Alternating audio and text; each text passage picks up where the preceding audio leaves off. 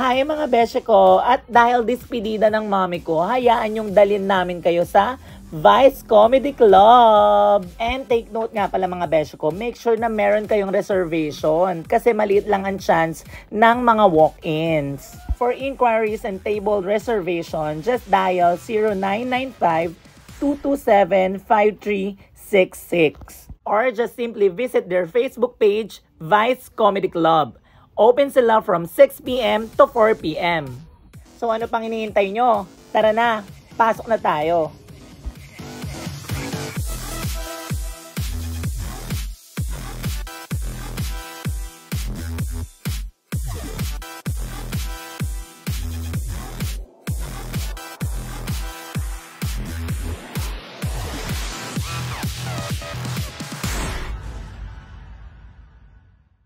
So ayun na nga mga beshi ko, dispedida nga kasi ng mami ko pabalik ng Japan dahil mukhang matatagalan na naman si mami bago makauwi. At kung hindi nyo nga pala na itatanong mga beshi ko, mahilig kasi talaga kami sa comedy bar, as in laman talaga kami ng comedy bar ever since nung mga bata pa kami.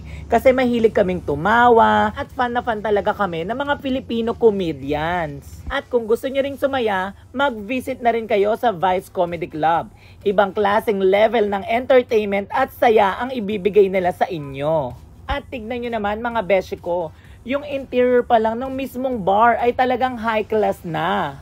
At yung mga performers talagang napakagagaling. At pagdating naman sa pagkain, wala rin kayong masasabi dahil talagang napakasasarap at talagang pang world class.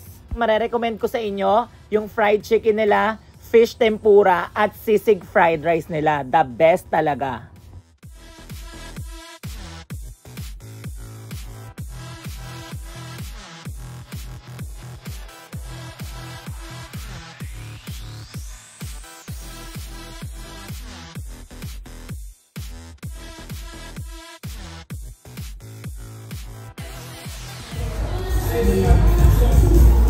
Ang galing sa taas mo.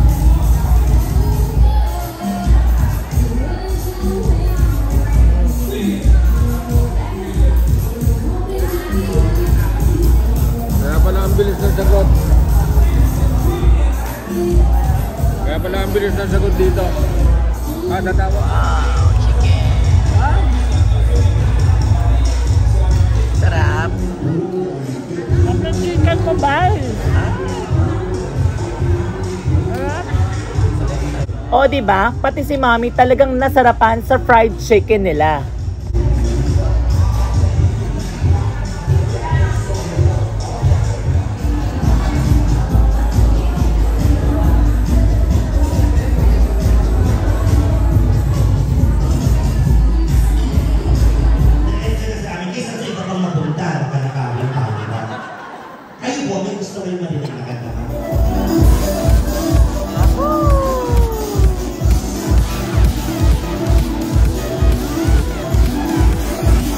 Start.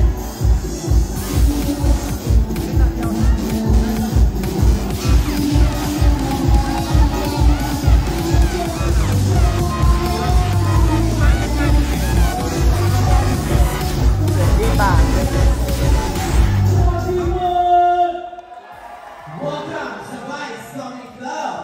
Please welcome your Tuesday night superstars. Let's go.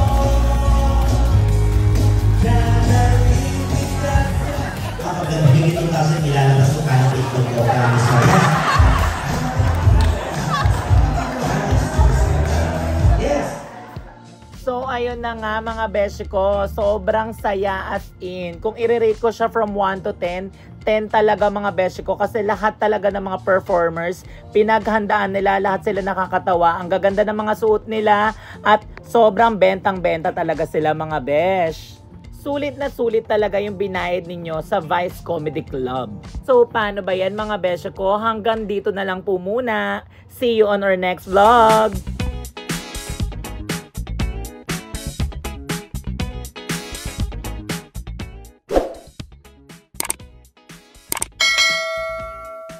Thank you for watching. Subscribe now.